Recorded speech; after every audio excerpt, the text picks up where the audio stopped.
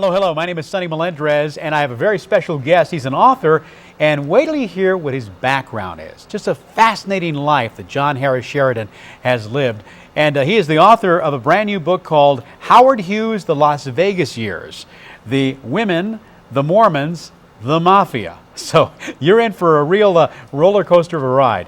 Welcome, John. Oh, thank you, Sonny. Nice to have you here. Thank All you. right, let's start out because this is I've been looking forward to this meeting for some time. Let's start out by bringing people up to date to when you started to write the book, because you met Mr. Howard Hughes. Your background is what? Where did you grow up? Well, I grew up in Pittsburgh, Yes. and then ended up going into ice capades as a skater because my family was involved with ice capades. So you were a skater, and did you travel all over the world? Oh yeah. Wow. And I did that for a couple of years, and then I thought, well, I've had enough. And I went back to school at Phoenix College and Arizona State University, and then I got into TV. Then moved up to Vegas to see my brother and sister who were skating in an ice show up there. And I met a girl, and I thought, oh, maybe I better stay here a little longer. So I got a job. I looked around and got a job at Channel 8. Little did I know at the time, but Howard Hughes owned the station. And what were you doing at Channel 8? Well, I was a director, Okay. but I happened to be a film editor, and they were phasing film out. But Hughes needed a film editor because he owned RKO Pictures, and he had a lot of film stored at his place. Ah, okay. So he called the station and said, "Do you guys have a film editor?" And they said, "No." And then someone said, "Oh, Sheridan's a film editor." So that's what got me involved with Howard Hughes. All right, so that's just kind of where the book starts. Okay, That's it. So let's go back. What year was it? That was 1968. Okay, it's 1968. You're a film editor. It's late at night. You're probably the only person at the station. You get a call. Who's the caller? It was from Howard. Howard Hughes is Howard calling Hughes. John Sheridan. That's right. He told me right off the bat who he was. And from that time on, I never had to ask him because I could spot his voice anywhere. Yes. He had an unusual voice, and just his phrasing was different than normal. And what did he say? Well, one time, they asked him why he surrounded himself with Mormons. And he said, "I hire Mormons because they're good family people and they don't drink. People who drink become somebody else, and that's not the person I hired in the first place." That's how we talked. But I want to know, why did he call you that night? Oh, he called me so many nights I can't remember, but the most important one was he called. Well, I got to go back a little bit. Okay. It was about 3 in the morning, and get a phone call from the number 2 guy. They said, "Go to the station." So I got up and went to the station, and in comes one of our pilots. He owned TWA. They handed me some films. I took them home, brought them back to the station the next day, and previewed them to make sure there were no Academy Leader or black. It was Bullet. The movie was Bullet. It was playing downtown at the Maryland Parkway Theater. With Steve McQueen.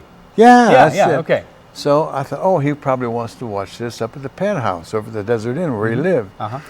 So about a week later, I'm getting ready to do the news at 11 o'clock. 10:15, I get a phone call. "Johnny." I said, "Uh-oh." I said, "Yes, sir." "You got that film?" I said, "Yes, sir. I want you to play that tonight right after the news." I said, "What?"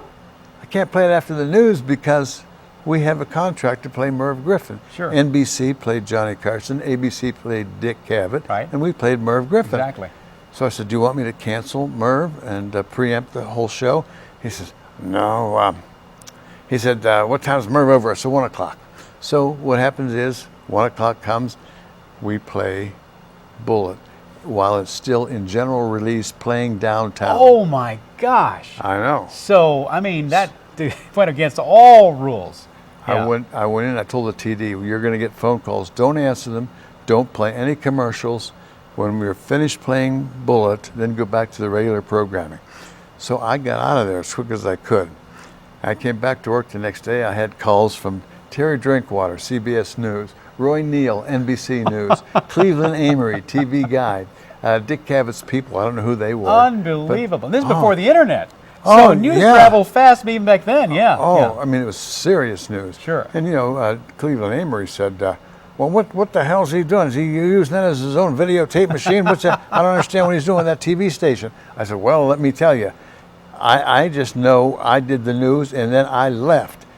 He said, "You mean you didn't know anything about it?" And I said, "No, of course not. I left right after the news because I didn't want to get involved in that." Sure. And then he called me a liar, which actually made me laugh because that's what I was. I was lying for Hughes.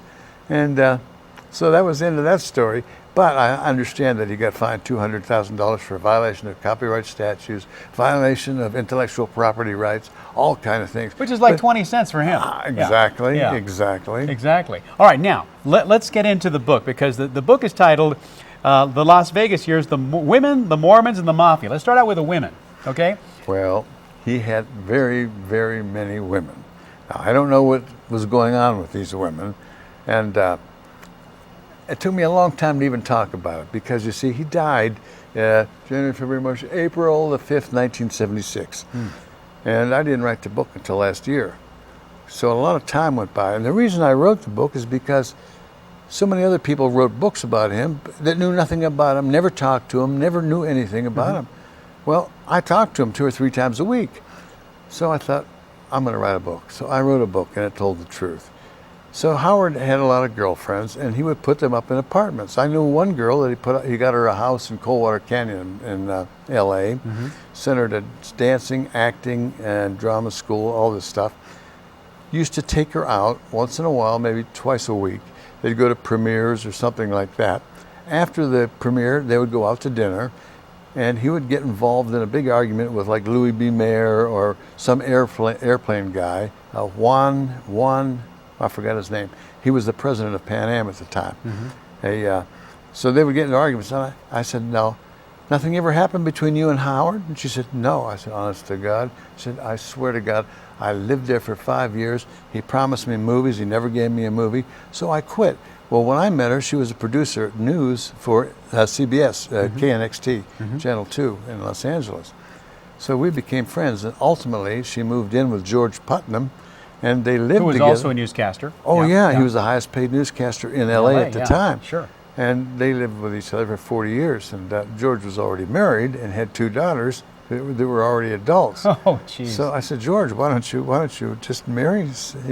I'll just as soon give my wife the house in Beverly Hills, let her have it. I said, if I got divorced, he said, I would be in debt millions. I said, "Oh, well, that sounds good to me, George."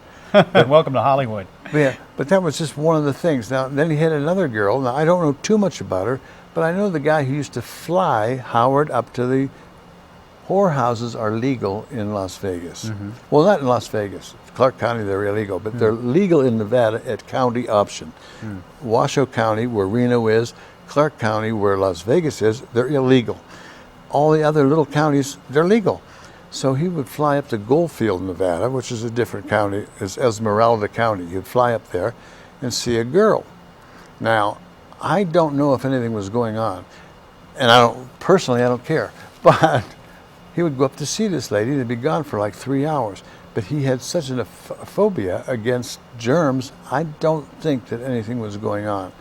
But he would go up there and be with her for 3 or 4 hours, and then they'd fly back to Las Vegas. But anyway, during one of those trips is how we met Melvin Dumar, but that's a whole... Now, I got to stop you right there, because I'm sure there's people watching right now saying, all right, so you worked for him at the TV station. How would you know all this? Can you divulge your sources? Not their names, but I knew the guys that worked. They were called aides. Now, he was surrounded by aides. He had 9 guys. 7 were Mormon, 2 were Catholic. Howard was Episcopal, but he liked Mormon guys.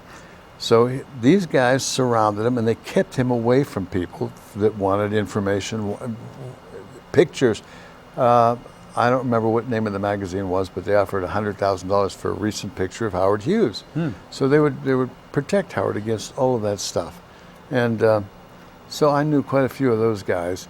And then every once in a while he would let something slip out when I was talking to him. And so I just... And so you and you have a great memory, obviously, because you remember all those things that took place. I actually wrote a lot of them down.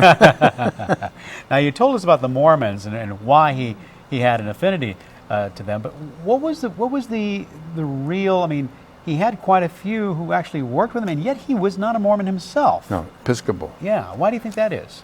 Well, like he told us that he said that I like Mormons because they're good family men and they don't drink. See, and that's funny because he used a little bit of sherry and he had a drug problem. So I guess he just felt more comfortable with people that didn't have that problem that he had. And he had that problem quite a few years. 1947, his airplane crashed in Beverly Hills, almost killed him. It was his own plane. And he survived, obviously. But from that time on, he was on drugs. He had terrible back pain. And the name of the drugs, I can't remember them all. They're in my book, the ones that he took.